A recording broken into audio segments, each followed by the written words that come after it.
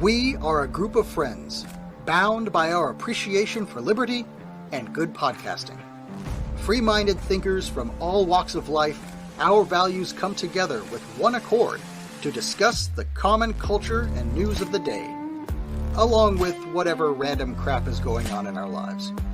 Welcome to the Union of the Unknowns.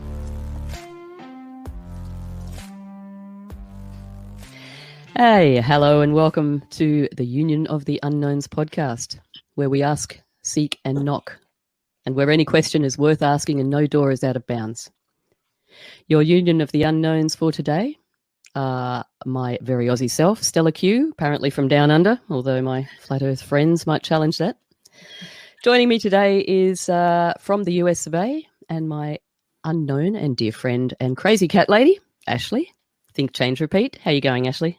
Hey, hello. I'm happy to be here. Thank you for having me. Thank you for being part of this. I've been looking forward to this for quite some time. Yes, me too. We have the double privilege today of two very special guests from my very own stomping ground in the aftermath of Dictator Dan's victorious state of 1984. I'd like to welcome Drew Misson from You're Missing the Point podcast. Welcome, Drew. Thanks for having me on, guys. I've been waiting for this one. Looking forward to it. Oh, yes, so have I. And our other very special guest is on probably around about our antithesis of the world, geographically speaking, is our peaceful man, Jin the Ninja, with a plethora of knowledge. Welcome, Jin. Thank you, Stella. Thank you, Ashley. Hey, Drew. Really, I'm looking forward to this for like 3 months or 2 months at least. So it's really good. Thank you. Yeah, it's going to be good. So Jin and Drew, they're very different people. However, they both have a very keen interest and knowledge in both history and spirituality and the history of spirituality. For some of our listeners may be aware that the Australian referendum vote just took place, The Voice, which both Drew and myself have separately covered over the time. But we're not really here to talk about that today. It has brought up questions of the origins of Indigenous people through that process. How Indigenous are the Indigenous? How first are the First Nations? Their roots? How different is possibly the reality compared to the narrative? We all know that history has been presented in possibly an untruthful form about many, many things.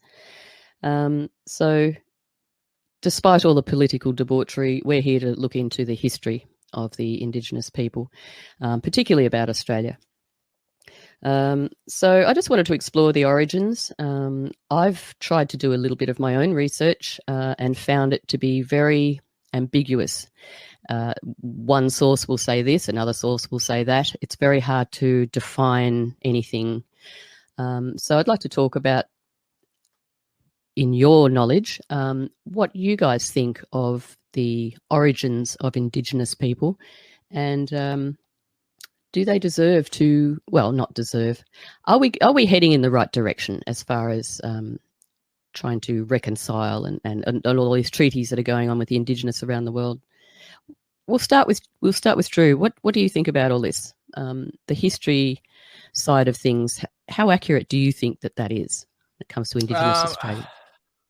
I think it's a case of not finding the forest through the trees. I think they present a lot of facts that are in like a giant ball pit. Like, if you've ever been to like a Chuck E. Cheese or a kid's playpen, there might be one red ball amongst the thousands of yellow, and that one red ball might be the skerrick of truth.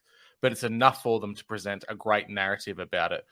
I think the current history and cultural understanding, spiritual understandings we have of First Nations Australia is it's accurate in what they present, but it's filled with a lot of mistruths, which is very ironic because they're trying to say we're putting out misinformation and disinformation at the moment. The impression that we get of Aboriginal culture today is a very sanitized and romanticized version of what reality really is. I think the majority of Westerners, foreigners, even a lot of Australians have this idea that Aboriginal culture is somewhat of a monoculture and it was the same all across our nation, which couldn't be further from the truth. a continent the size of Australia, and its width and breadth is comparable to North America, to Europe, and you're comparing chalk and cheese. You've got someone at the west coast of Australia and comparing someone to Victoria. It's completely at different ends of the spectrum. It's like comparing an Irishman to someone in Greece. They might have the same skin color, but the culture, the language, the spiritual connections to land, the history, even the genetics can be very, very different. So it's a question that keeps getting murkier because they keep pushing. They put back the idea of Aboriginal inhabitants longer and longer. I can remember at one point it was somewhere between 25 to 30,000 years. And then it became 50,000. Now it's up to 65,000 years, with some people on the left-leaning persuasion of politics suggesting it's over 100,000 years, which very well could be. But from my research, it lends more along the lines of Australia is no different to North America. What you would describe as First Nations people arrived in successive waves that came into the country. It wasn't just one group of people. And with that, you've had multiple ethnic groups that came in all at the same time. And up until now, even prior to European settlement, kind of became a mixed group of people themselves. There's a group of pygmies that supposedly lived in North Queensland that up until recently were considered to be factual and real. And then modern day academia kind of wrote it off as being fake. Yeah, right. Okay. Well, I only just learned about these pygmies very, very, very recently, actually. We'll get to that a little bit later, I think. But at the moment, we're just showing a graphic of all the different tribes. We can't zoom in on that, can we, Ashley? Or maybe not. There's, I believe it was about 500 tribes at the time of landing from white man landing. So it's like with what's just happened recently with the referendum, it's difficult for, as you said, Drew, for an Indigenous group of people to speak for everyone else, because that is also a very culturally a no-no. One tribe is not meant to speak for another tribe. So, I just wanted to show the vast amount of different tribes that are or were and probably still are, well, not quite so many, of course, in Australia at the time. That just shows the vast. This is the interesting thing as well, Stella. This is the agreed upon modern idea of what nations existed, that if you do speak to anyone in mob, even within your local areas, there's contention around who actually owns that land. Within my own area, on the bottom of that map, it was just called Kurnai, Gunna Kurnai. But in my area, there's even smaller groups or smaller nations within those two larger ones that contest they're not actually a part of those groups. So it's how long's a length of string? It becomes quite murky when you've got the only history that's really recorded is oral traditions and the odd cave painting, which are only generally found in far north Queensland. It's not really a southern Australia type of cultural practice. Yes, exactly. Oral traditions. And, if we apply the law of Chinese whispers to that, it's very difficult to define anything. So it is all sort of scientific guesswork and narrative. There has been a number of studies conducted to try to determine, more genetic age. But some of those studies have been very flawed and also, very ambiguous, I suppose is the word. Very hard to pin anything. As you said, there's, 60,000 years, 65, 50, even down to the amount of Aboriginal people and Torres Strait Islanders, that varies greatly too. They can't even decide on the population now, let alone what happened, centuries ago. Exactly. The greatest source of information for genetic ancestry of where Aboriginal Australians came from. A lot of people just thought, it was Southeast Asia, Indonesia, that type of thing. Papua New Guinea even perhaps. But the Human Genome Project, which was conducted in the early thousands, that pointed out that the haplogroup closest associated with Aboriginal Australians is actually descendant from India. So you've got this big migration of what you would consider to be prehistoric Indian peoples into Australia, so much so that there are rural tribes within parts of India that just on their face, appearance-wise, are indistinguishable from Aboriginal Australians. If you were to step foot in Arnhem Land and you saw a First Nations person and then step foot in those mountains, you wouldn't be able to tell the difference between the two peoples. And they are of the same haplogroup.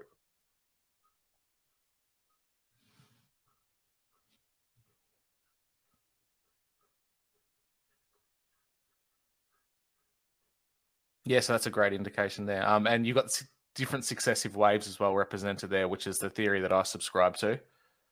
You've got via India down through island hopping. You've got through Cambodia, Thailand, upper type of area, New Guinea. So you've got these successive waves of different peoples all mixing and coalescing in one place. But if we're to go off the ancient hominid hypothesis, where you've got Denisovans, Neanderthals, Homo erectus, Homo habilis, Florensis, the Hobbit people, all these humans existed on Earth at one point together, like a kind of Lord of the Rings type of word. You got the elves, the dwarves, the humans, all that type of stuff. All these different humans existed on Earth at the same time.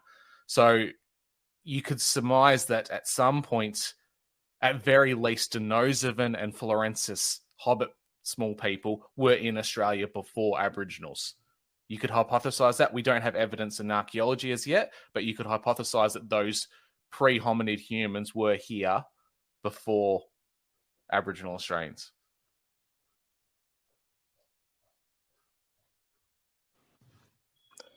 I just want to jump in and say that I totally agree with that about Homo florensis. I do think that I mean, we do not have the amount of like pre-humans, we'll say, or like Homo sapiens. We do not have that in the archaeological record in Canada. But there are, of course, oral traditions about little people. It's very, very common, especially among Plains people. I am mixed, so I will just say that, but I'm just speaking from myself, from, text. I'm not speaking from like cultural experience. So let me just say that. But definitely, I agree with all of that. I think multiple succession theory, I think that's very strong. I think that it would be impossible for some of the related ethno-linguistic groups, especially, okay, so I'll give specific examples. So there's a group in what is called Slave Lake, which is partly in Alberta and partly in Saskatchewan. That's Treaty 8 territory. Canada is all numbered treaties, mostly. Not all, but like it's the large swath of the country. So basically, they are related to what people know as like Navajo or Diné people. And they also call themselves Diné, which it just means the people, as well as that's what the word in Navajo also means. So it would take people hundreds and hundreds of years to cross that water, the mountains, the subarctic territory, to get to New Mexico, where they're the four corners. So it's like Arizona, New Mexico, Utah, Colorado. So I think to be indigenous to there, I think we're only looking at like 600 years. I mean, I just cannot see it, because when we look at the proto-culture, we'll say, they have a very different Plains culture or a subarctic culture. They're just not, it would be so different. And we're talking about like geoontological relationships, like people's spiritual relationships with the land that they live on. And so I know when I think Stella and Drew spoke with, I think, Layla, and she was talking about the local kind of like traditions vary by mob, and we call them bands or Indian tribes or different things. But in Canada, it's all legal terms, right? Because we have something called the Indian Act. So everything basically is governed under the Indian Act. There are 229 bands that are governed under that legal framework. And then there are 38 bands who are sort of independent, but they're also not quite independent. So it's quite complicated, and there's something called status and non-status Indians, and that's a whole other kind of like legal discussion. And then there's also something called like the Métis people, which is very interesting because they are like a mixed race, like usually French and Scottish mixed with like Plains Cree, Ojibwe, Swampy Cree, Dene, and a little bit of Blackfoot if you're talking about southern Alberta. But they led a rebellion in the 1860s against the British Crown and tried to establish their own kind of like republic in what we now call Manitoba. So just like how Drew and Stella have, like what I think I've heard you say, Drew, with the Canberra natives, like the mixed race, kind of like cafe au lait color people. That is pretty much what we have here. And we have a lot of like urban natives in positions of academia who are very left leaning, but they all are multiracial. And they have specific kinds of orientations politically that are very, well, they tend to sacralize things that traditional people who live on reserve or who are from the prairies would definitely find very blasphemous and very taboo, like sexuality. Like, if you know any native people over the age of 60, they're not going to speak about sex. And partly that's due to residential schools, but partly it's because most of them grew up in very conservative, usually Catholic households. Because Canada at one time was 60% Catholic. Now that has changed, obviously. But even among Indigenous people, the religiosity is strong. So, and then you also have problems of addiction, poverty, all of that. So you have like kind of disjointed generations, often on reserve. And then in the urban natives tend to like adopt more of the like whatever postmodern globalist culture. And then Indigenous becomes kind of a liberal identity to sort of play out politically, and what we would call, they often are known to just like over indigenize themselves. Like they will wear feather earrings and they will like take native names when they didn't have them. And, you know, it's a lot of, it's very liberal. It's just very like they're playing a liberal identity politics. And it's not really like that, because citizenship in a nation is a legal process. But then at the same time, you have to be related to the people who live there. You can't just, you can't just say, oh, I'm a member of this or I'm a member of this. You sort of have to be part of that community historically, at least on the rolls. So not here, you don't. You just have to be accepted by mob in Australia for the most part, then you're a part of your mob and country. That liberalising of First Nations or Indigenous peoples is something that I'm noticing quite a bit. And it's actually to the detriment of cultural identity as well. I've seen it as a cross-cultural contamination, particularly within Australia. Australia was colonized on the East Coast first, so naturally a lot of those original First Nations peoples either died through conflict, disease, or were their culture was just taken away from them through colonization processes. We know that's the history that existed.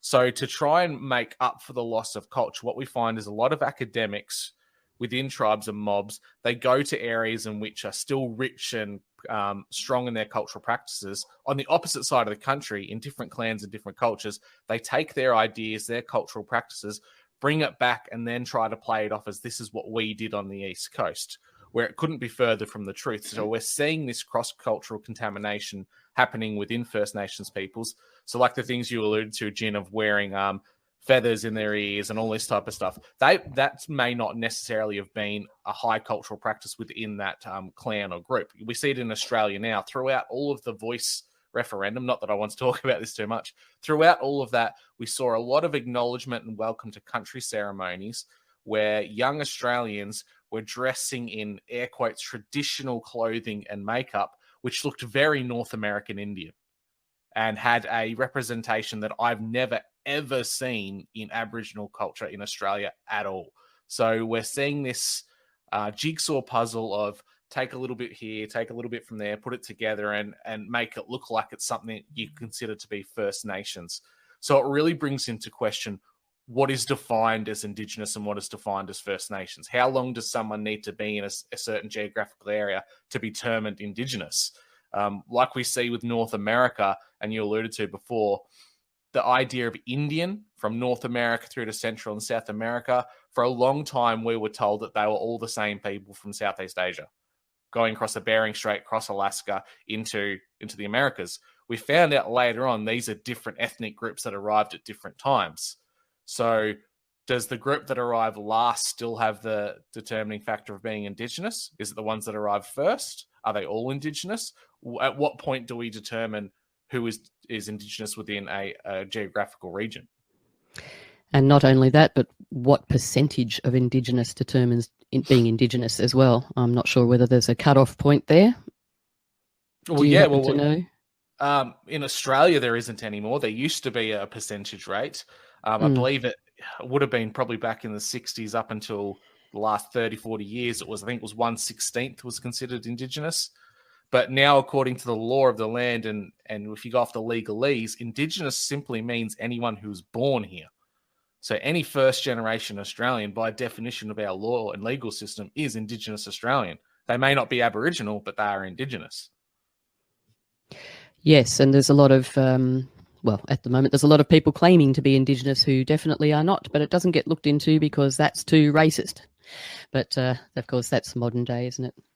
It's interesting that, it's a real blend and a mix, and things get adapted to make things look more Indigenous, like you're saying, Drew. And it was a bit of a jaw-dropping moment for me, actually, to learn that the dot painting that is very famous of Aboriginal art was created by a white French artist back in 1971.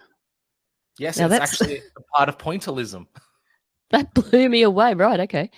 That blew me away, and that got adapted and taken on into some sort of cultural importance. But that was quite a mind-blowing moment for me. So it just shows how much has been accepted without question. At the moment, we're looking at a graphic for the people only listening. We're looking at a graphic right now of the comparison between the looks of the Southern Indian or Dravidian peoples and the Australian Aboriginal peoples, and they're very, very, very similar. And just recently, I learned that I think it might be just up in the top areas of Australia. There is one of the ceremonial dances is called the Shiva dance.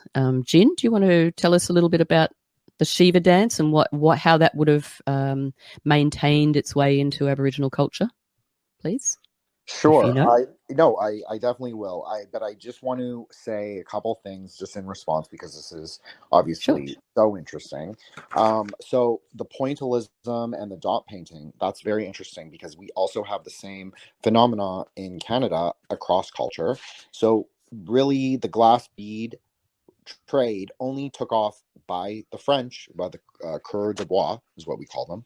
So the French like fur traders or the French like lumberjacks, they would come and they would take like what's it called, a femme pays, so like a woman of the country, so a country marriage, and they would I'm sorry, I have a really Quebecois accent, I'm just gonna own it, but you own that. Oh, we have no accent from Jin right now. He'll be back. I apologize for that. That's all right.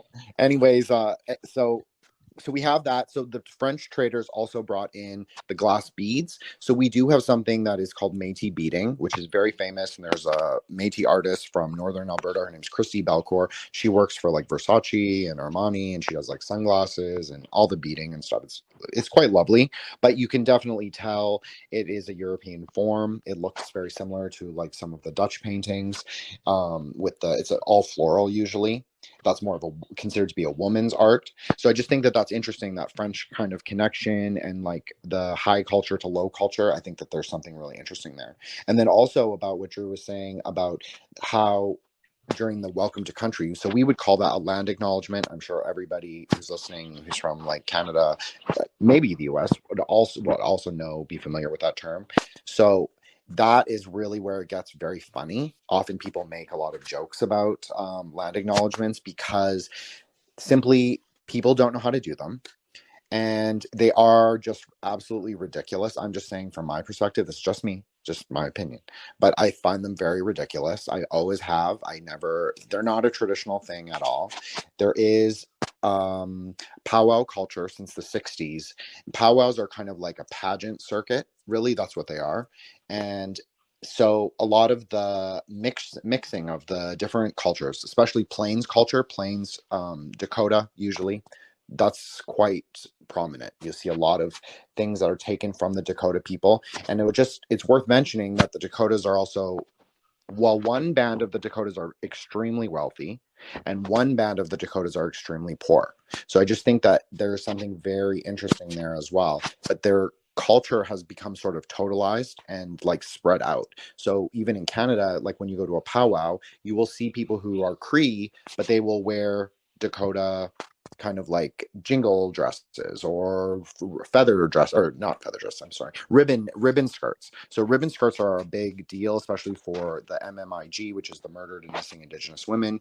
Women will often wear ribbon skirts to support that, but ribbon skirts are actually a very recent invention, probably from like the 1910s, during one of the I think it was scarlet fever or one of the plagues that happened, maybe tuberculosis. So again, I understand what you're saying when you're saying that you're seeing like this kind of amalgamation, and I think that we also have been having that for a long time. Like I said, the powwows have been going on since the 60s. So I think even in the dancing, and it becomes very much like a competition, like if you've ever been to like a little kids dance competition. I don't know if anyone has. I have, because I have a sister. So it's very much like that, and there's like judging, and people will give out, they give out awards and all of that. So I just think that there's like a kind of institutionalization of culture that was considered to be sacred. Now, one thing we do have in Canada, which is very interesting, is we had a very good Canadian Film Board for quite a number of years. And they did record some of the last sun dances, which are the most important kind of religious ceremonial things in Plains culture. And I mean, Canada is 1.4 times the size of Australia. I'm not trying to be like, oh, our land is bigger than your land, but and it's 4 times bigger than the continental US. So it's like a really huge place. So like what Drew was saying, like you have people like in Vancouver who are like Tlingit and Haida and Tsimshian and all those like kind of coastal people will know them from the totem poles. And then you have like people where I live, where it's like they eat eels and they hunt whales, and it's just a totally different culture and totally different kind of like language. It's Algonquin language, and there's a lot of language isolates in BC as well. So anyways, I'm sorry. I'll circle it right back to the Shiva dance. I just wanted to say all of that first. No, that's fine. Just while we're on the subject of the languages, that's obviously, I guess you've also got the same thing where a lot of the original languages have disappeared and there's only a few left. Is that the case? Or are they fairly well preserved still? So the culture that I'm closest to, we'll say, is Cree, and there are probably about 300,000 people who speak Cree fluently, and it's called the Y Plains dialect.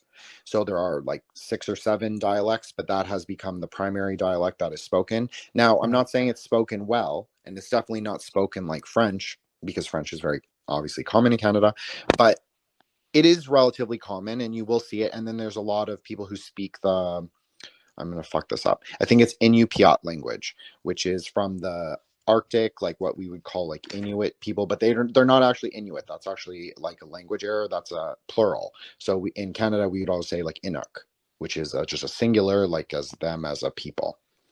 So there's a lot of different variety of language. I mean, I think the biggest language is Algonquin. That's pretty much spans from interior BC to all the way to where I am, which is like off the coast of Newfoundland. So yeah, they're pretty long ways. And then there's also like the Athabascan languages, which is like subarctic. And then you're getting into like the territory of the Dene-Yanesian kind of like dialectal continuum, which could be also from Northern Asia, which likely, I mean, that's my opinion, is that they are probably related to like Northern Siberians, and they're culturally very similar. But that's not the governing opinion, we'll say. Would you mind just giving us a very quick definition of Cree? That's a merge, isn't it? Sort of like a merge of, is that like French merged with something? Or so, Métis is the kind of like the Southern Plains culture that was merged with French. Cree culture is like the most common in Canada. Most academics are Cree. Most think like people who are famous writers are Cree. So it's basically just like it's Treaty 6 and Treaty 4. So if anyone is interested in looking at a map, that's pretty much the Cree territory, is all of that. It's not all Cree territory, but that's a large part of it. So it's Alberta, Saskatchewan, Manitoba, and part of Ontario. So they are the biggest, like they have the most stretch of their territory, like it's the most spread out. And then also they practice like a plains culture. It's different than like what people Americans would think of like a plains culture. It's like a little bit, it has elements of more northern, more subarctic borrowing, but definitely it is very similar to like a Dakota kind of like culture. Like buffalo, it's a buffalo hunting culture, it's a berry collecting culture, all of that. Mm-hmm. Okay. All right. So the Shiva dance. Tell us about this. Oh. I In a apologize sec. every time I need it, it cuts out. I apologize. Oh, that's all right. As long I thought you were actually had left, so that's fine. No. So the Shiva dance. So as far as I'm familiar, there is the tribal dancing in India, which takes places on the, I think it's in the Caroline coast. So on the west coast of India, there is a province called, or a state called Kerala, and they have tribal people who practice kind of like, we'll call them local god rituals, but they've obviously incorporated like the larger ideas of Hinduism. So they will maybe replace the creator god with Shiva, and so they will do these like crazy dances. I think it's called I will nest a link in the chat, and then maybe Ashley can bring it up later. But Yeah, great. it's they do incredible costumes made of straw and painted faces, and they do kind of like a fire ritual where they burn things and offer fruits and sometimes like a goat to the fire. So that's basically what I know of them. It's definitely more of an anthropological like exercise. It's more out of my experience because I'm more Himalayan.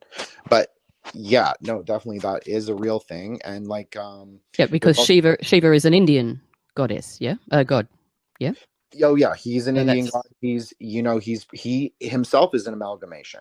He probably is from the Alcon Huns who were in India from the 3rd till like the 7th century. So they brought with them a solar bull cult and a lunar bull cult. So you have kind of these different, a daytime Shiva, and then you have a nighttime Bhairava. But they're considered to be very like the same, but not quite the same. So he is the destroyer god. If you're doing a normative Hindu interpretation, he is considered to be the destroyer god, but he's also considered to be the creator god. But it's a more complicated theological reasoning as to why he isn't directly the creator god. And that's just one way to understand, because it's very, very complicated. Like there's so many different sects, so many different theological tendencies. It can be very difficult to trace. So I'm much better at like the Himalayan stuff at Tantra, but obviously I know a little bit about the other stuff, so I always try and bring it in. Well, I think it's very telling. I mean, if the Aboriginals of Australia have a Shiva dance, I mean, it's very telling of where they've come from, really, isn't it? Well, you throw into that, Stella, that there's historical precedents and spiritual precedents for movement out of India. So you've got the Aryan invasion of India, where the Aryan people, with their chariots, they came in, they took out huge swaths of land and made an empire within India. They pushed out a lot of what they would consider the darker skinned people. That's how a lot of now, correct me if I'm wrong, Jin, this is my rudimentary understanding, that when the Aryans arrived, they helped develop the caste system within India. And that was a lot of outsiders would know the caste system with India, unfortunately, tends to have a melanin rating associated with it in a lot of perspectives, especially further back you go. In more recent times, not so much. So you've got the Aryans that came in, pushed what you would consider the original people out, the darker skinned people, which possibly could have been some of the later arrivals into Australia. If a large migration of people had to leave, they would have had to have gone somewhere. And then on top of that, you go into the metaphysical, the spiritual speakings of the Vedas, in which there was a war with the monkey people. Now, the monkey people were upright walking type of hominid, say like a Homo habilis, an archaic, a Neanderthal, something that was less than human. And what we would consider today to be a Bigfoot or a Sasquatch, if they were pushed out and they moved out into the Southeast Pacific, into Australia, that could be where the stories of the Yowie originated in Australian culture as well. So we're seeing connections there too. Yeah, very interesting. Just getting back to the Pygmy people that was mentioned earlier. There were some historical recordings of Chinese maritime, like captains in ships, citing these small people. So there was actually some record of them being cited. It wasn't just hearsay or oral tradition. There was actually some sightings, because despite what they tell us at school, can we put up that image with the maps over Australia, please? Thank you. So yes, Captain Cook was definitely not the first guy to set foot on Australian land, or first Westerner or white person. There are maps of what Australia was previously called New Holland. There's a map from 1664, which is quite accurate, actually, with, well, the western half of Australia at least. There's also a Chinese map from 1794, which is also rather accurate. And there's also a Greek map that exists, made by the mapmaker Claudius Ptolemy. That dates back to 150 AD. So there is quite a vast, rich history in Australia that we definitely don't get taught in our indoctrination years at school. So yes, there has been sightings of these pygmy people. Do you know much more about them, Drew? Colloquially, they're known as the Negro Grotti, which seems like a racist term because of the etymology of it. But it's for a reason. These people aren't considered to be Aboriginal in appearance. They're considered to be more African. So like the pygmies you would encounter that exist today within the continent of Africa, these people were supposedly seen in North Queensland. There's oral stories of cane farmers seeing them going in amongst the crops and taking the sugar cane and leaving. There's a bit of a debate around whether they were a real people that were wiped out or whether they're actually the Florensis man, the small hobbit-like hominid person. So there's a bit of debate as to whether they were just a pygmy human or they were a pre-hominid that existed within Australia. I did read something in my research venture of that they were wiped out by the very tall tribe of Aboriginals at some point, and they seem to exist on the west coast more so, but who knows? Yes, it's very interesting to look back. Well, it kind of plays into Aboriginal dreaming stories of the Quinkans, which is a generic term given to spirits, but there were two tribes. There was the Imjim and the Tamara. The Tamara considered the very tall people that helped the Aboriginal people, and the Imjim are considered the bad ones, the little tiny ones, which would hunt down and eat people and eat children. So have these stories actually evolved from one small ethnic group of being short people in Australia and another ethnic group of being tall, competing with one another, and that's what developed into these stories? Or is it founded around some kind of metaphysical reality around that? We don't know. Can I just jump in? Because I just want to say that we have a story, Drew, that is very similar to what you just said.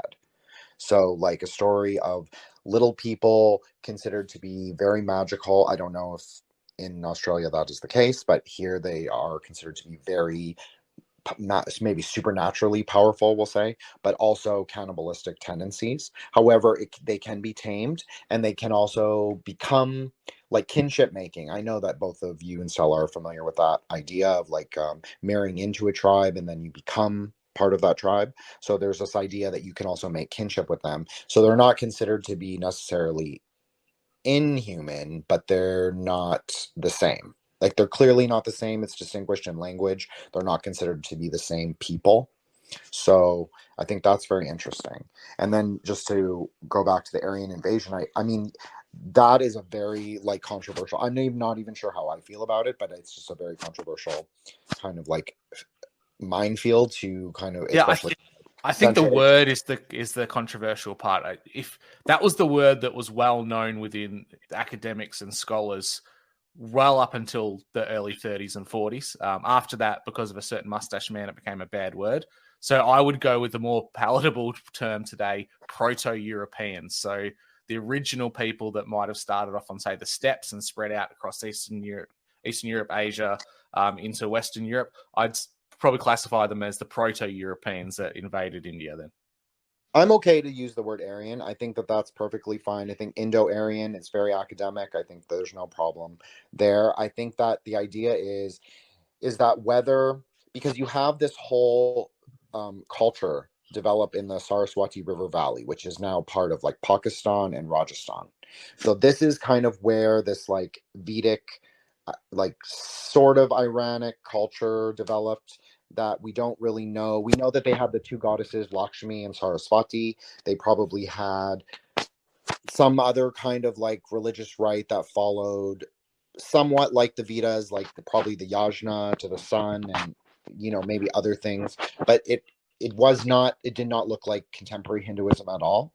And so when they sort of moved in, there's a theory that the rishis, so the people who wrote the Vedas, the later Vedas, or the Upanishads and the Bhagavad Gita, were actually of mixed character. I've heard several scholars, I don't know if I agree with that or disagree, I just think it's a very interesting idea that they could be also mixed Dravidian. And because there are times, I know in tantric ways, that there are times in certain mantras where you will usually use the Sanskrit words for everything, but there are specific mantras that are not Shabar mantras, which are the ones that are colloquial.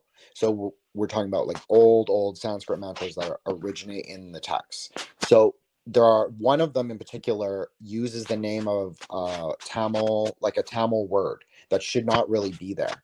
So it's very interesting to me because we're talking about like first century. So I'm unsure of what the actual history is, but I do know like when the Alkhans came in, you started to have Tantra develop. That's in the 5th century. You started to have like the absorption of the solar cult Surya, who was a very, very important god, especially among people who consider themselves Vaishnava, so people who follow Vishnu as the primary deity. That sort of got absorbed into Vishnu and Shiva's cult. And you had a whole change of names. So you had Shiva was not Shiva, he was Vasudeva. And Vishnu was not Vishnu, he was Narayana, the sleeping god. So you have this kind of like transformation where people kind of remixed or ascribe different qualities to the gods that were already existing, as well as combining them with other mystery cults. So I haven't quite sorted out for myself. It's not because I'm not picking a side. I just haven't sorted out for myself like where I think that the epistem or the epistemological origin of that is. It's a very complex, complicated thing. I mean, I'm having a hard time keeping up with it all, and I don't know how you remember all these names, Jin, but it's a credit to you. Did you want to bring something up and have a look at that? What's that Wikipedia? Yakshagana?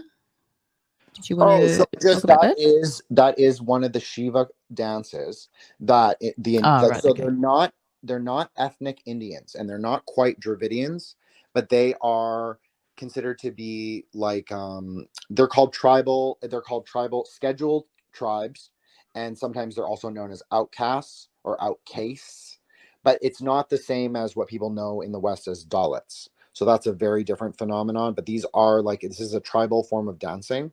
And so in my opinion, this is probably, if you're looking to what came to Australia or what people call the Shiva dance, this is probably where it comes from. Because this is a very tribal kind of like, it's a more marginal, coastal, tribal practice. So I just think that's probably the more likely origin. And obviously it's in the southern part of India. So you could see them travel through maybe the Andamans, maybe through the Maldives, and bring the culture there. Because there was a temple on the Maldives, a solar and a lunar temple. So I think that that's also very interesting, especially when we're talking about like the Alkan Huns, which I'm really obsessed with right now, obviously. And they are bringing in the solar and lunar cults. So I just think that that's interesting.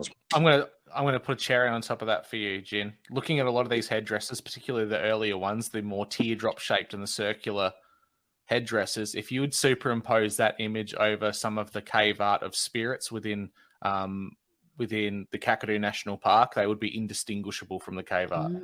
That's a really interesting point. So not so much spirits, but more ancestral? Are you? Well, that's it. I'm always jumping between one of the two, and I kind of sit somewhere in the middle, that the physical world and the metaphysical world kind of exist all at the same time. And I think that's what the Aboriginals got right in the dreaming. A lot of people think the dreaming is this tale of the creation of Australia, how Aboriginal people came to be, kind of like the origin stories. But if you talk to anyone from Moba country, the dreaming is happening right now. It's like this existence that includes the past, the present, and the future all at the same time. So it's not outside the realm of the possibility that we could have had these Indian people, these early tribes from southern India, come here with those particular ideas and dresses and pass on their culture to people that were already here, or they just started the culture here initially.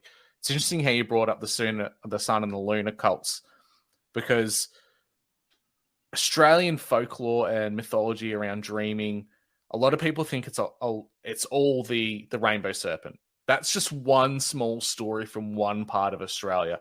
The one consistent trend I seem to see across a lot of dreaming stories, it's always about the moon and the sun. And like a lot of people could argue about, it's the sun and the moon, such a big part of early cultures and civilizations. Of course, it's going to be a part of their stories. But within the Australian context, there's one that stands out the most to me. It's the story of the two suns. Not only was there one large sun in the sky, our current sun, there was a smaller one. And the suns were so strong and hot together, it would scorched and burnt the earth. Supposedly the reason why middle of Australia is so arid and desolate today. So much so that the early people of Australia speared the small sun, which was the daughter of the sun goddess. It died, disappeared, came back to life as the moon, and is always chasing its mother, trying to catch up with her every day. So you've got that lunar story in just one small aspect of dreaming within one clan. Wow, that's incredibly. Sorry, Stella. Go ahead. No, you're right. Okay. No, you go. You've got much more to say than I have.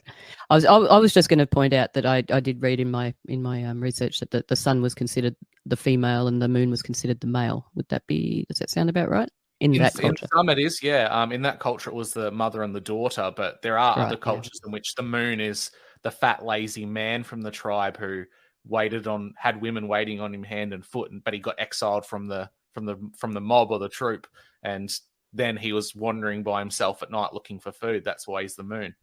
So it's different stories.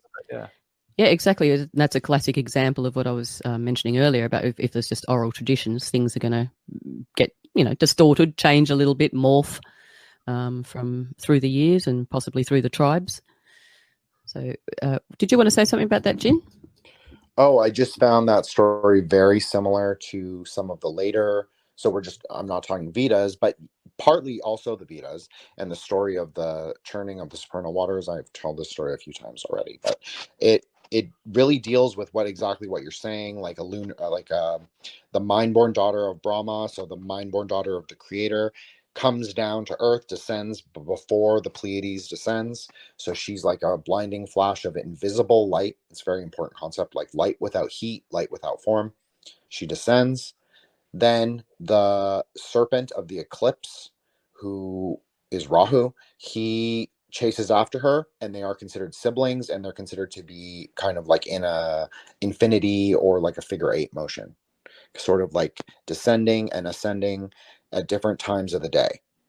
And she's accompanied with the two goddesses, Yusha and Prayusha, who's the goddess of the dawn and the dusk. So I think that's also very interesting. And I'll just say, sorry, go ahead, Drew. Sorry, there's one important part of that story. Not only was the small sun, the daughter, speared, she was speared with a poison tip from a snake's venom. So it's that story of the snake eating the sun that you see in a lot of other cultures as well. So many parallels. 100%. I mean, like, that is what Rahu does. He eats the sun with his subtle body, so his tail, and he eats the moon with his physical body, which is his mouth on his head. And the daughter, it's interesting because obviously I consider Tantra to be more in a progressive theory of religion, like it's a more higher conceptual idea.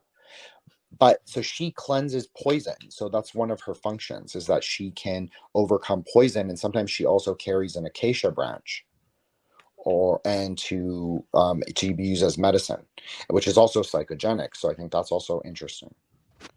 And so she is one of the anti-poison goddesses, but there are multiple anti-poison goddesses, but that she is a very, very important one. And she's also the goddess of victory.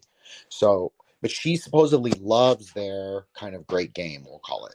And she is the holder of the silken thread. And she also often holds a needle and a thread. So she'll be considered the holder of the treaty, or the one who kind of wields the invisible treaty. That's very important.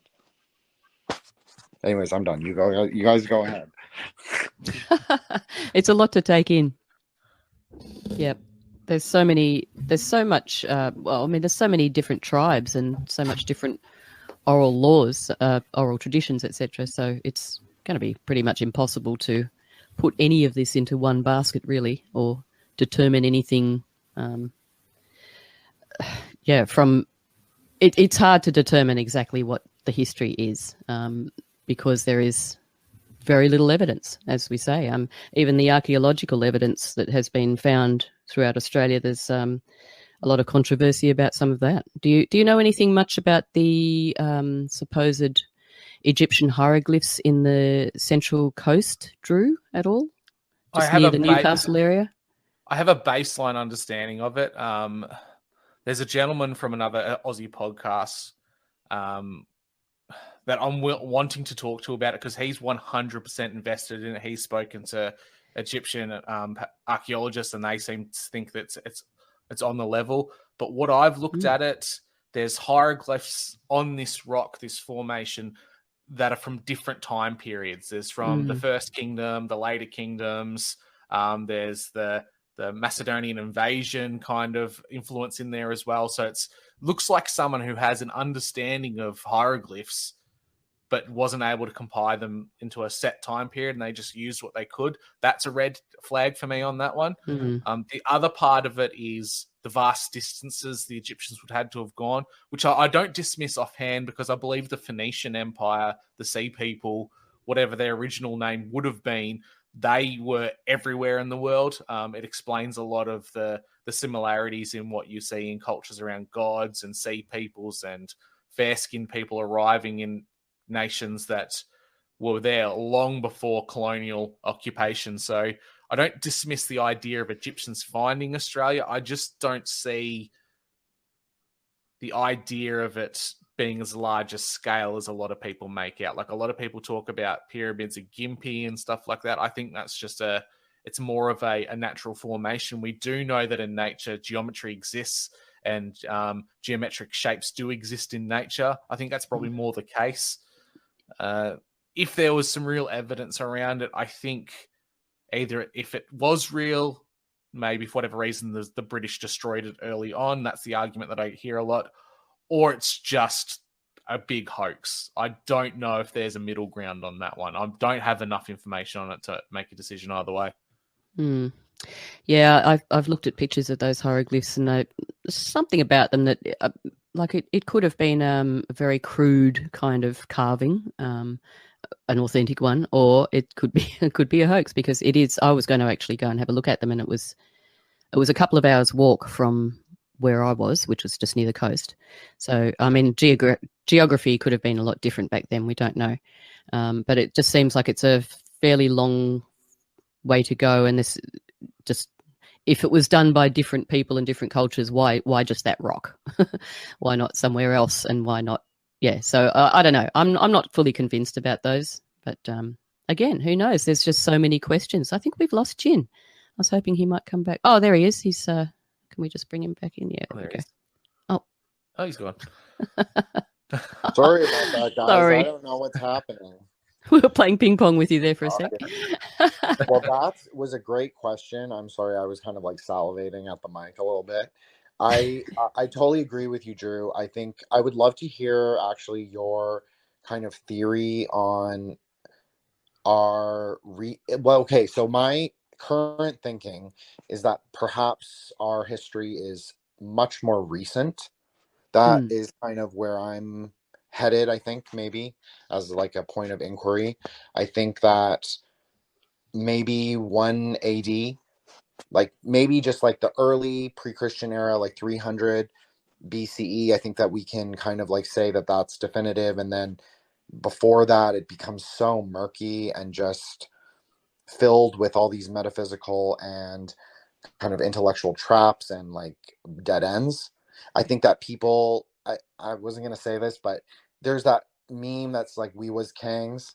So I think that, no, but I think that everybody does that. I think everybody does that. I think everybody projects himself into a historical past, into a historical identity. And I think, like, when I was a kid, I used to do that. I just kind of grew out of that doing that. So I just think that that's interesting. And maybe I think we're a lot more closely related, perhaps, than we think.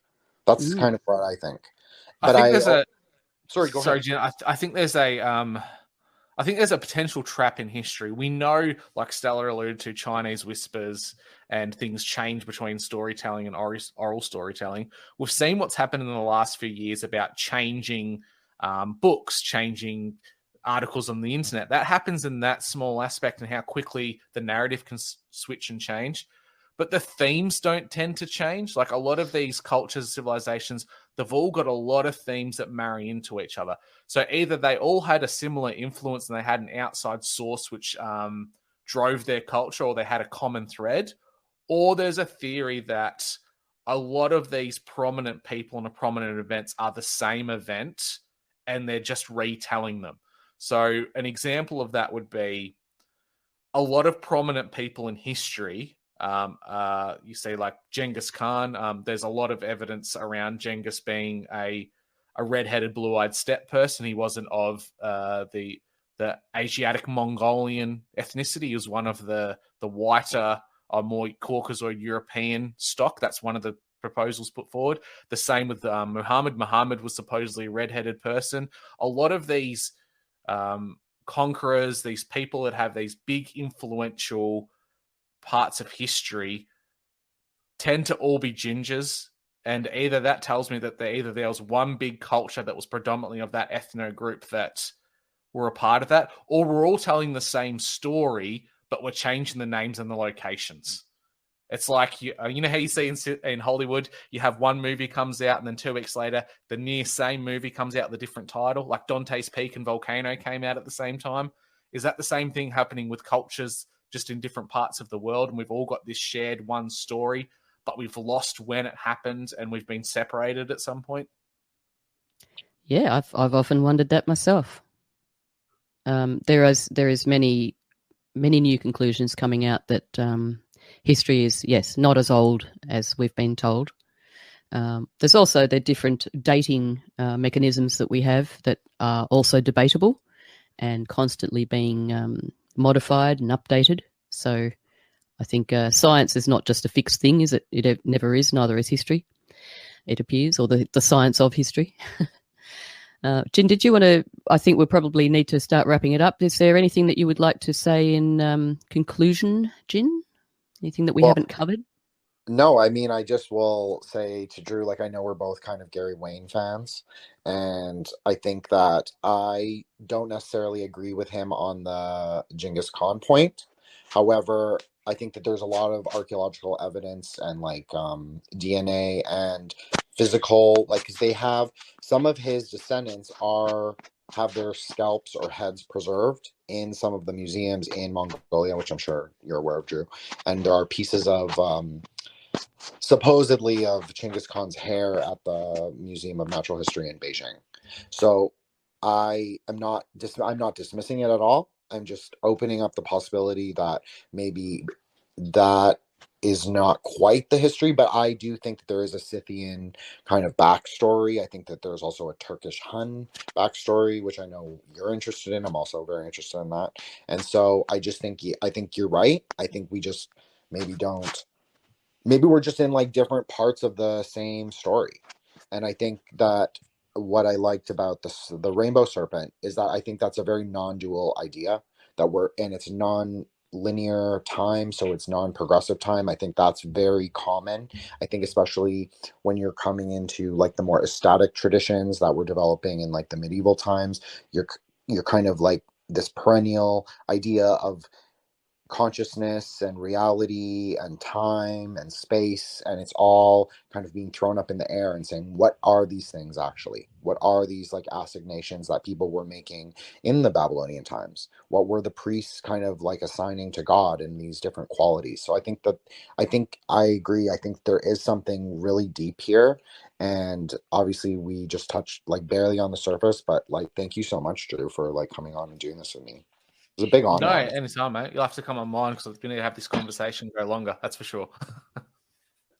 I'd love to do that. Yeah, look, it could go on for hours and hours, I think. But Drew, is there anything that you would like to say in conclusion? No, I'll just say that, history is his story. It's whoever's in control and in power at the time peddles what their narrative of what they want ancestors and future generations to think their time was like. So we can see history change in a moment in our current age through digital technology. So take history with a grain of salt and don't take any one source as the gospel. You kind of have to triangulate your data on anything you're looking into, and history becomes that enigma because so much of it is similar, but then there's large swaths of it which differ and make things look like they're not the same, but there seems to be this core element of truth amongst all of it. And I think it's finding out that core of truth, which is the most exciting thing. Yeah, and we all know, well, most of us probably are aware that the places like the Smithsonian Institute are constantly covering up and lying about things. Many things. We could go on all day about that one. There is a couple of people who, there's one particular gentleman that I came across, Keith Windshuttle. He's written, I don't know how many books, it's volume 1 that I'm looking at right now, The Fabrication of Aboriginal History, which could be an interesting one to look through. I can put a link to the archive of that if anyone's interested to have a look. I think what we can conclude is that there's no real conclusions to any of this. Again, it is also, yes, like Drew pointed out, history is written by the victors or by the current people at the helm, driving whatever narrative suits. But as we've just seen here in Tasmania, it is, in Australia, sorry, with the referendum, thinking back, with the referendum, it is actually really important to think about these things and look into these so-called claims, look into the counter investigations or genetic experiments that have genetic research that has come to light or is available but not readily available. Some of these things are available, but they're very hard to get hold of. They're behind paywalls or there's broken links and things like that. So it's quite obvious they don't really want us to know exactly what the truth is. We only have to look at, the knowledge hidden in the Vatican, for instance, as a very prime example of that. So it is important to know our history, but it is shaping where we are today and it's going to shape our future. But unfortunately, it's a little bit ambiguous. We can agree, we can disagree, but we're never really going to know, are we? So I really appreciate you coming on today, you guys, Jin and Drew. Thank you very much. Ashley, thank you for being here. We'll just find out where it is that we can find you guys. Jin, do you want to tell us where we can find a little bit more of your work? Sure. So I'm just going to shout out Ashley and I are doing a series on NDEs on subconscious realms.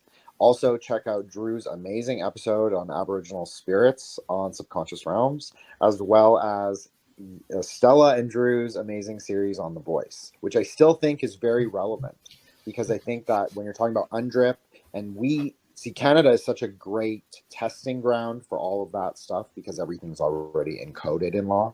So I think that they take it and then they kind of export it to you guys because I saw that happened a lot with the New Zealand. So I'll just shout out that series and just think everybody should go and listen to that. And I will have a link tree. It doesn't really matter. I've been on the show a couple times. So yeah, I'll leave it to Drew. And thank you guys so much, Stella, Ashley, and Drew, for having me again. And yeah, facilitating this is really cool. Always a pleasure, Jen. And yes, whenever you do have your link tree, always let me know. I'm going to be sharing that out. So yeah, I'm very much looking forward to hearing your episodes with Ashley and all the other things that you're doing. Drew, do you want to tell us where we can get hold of you? Yeah, I'm Drew Misson from your Missing the Point podcast, MISSEN.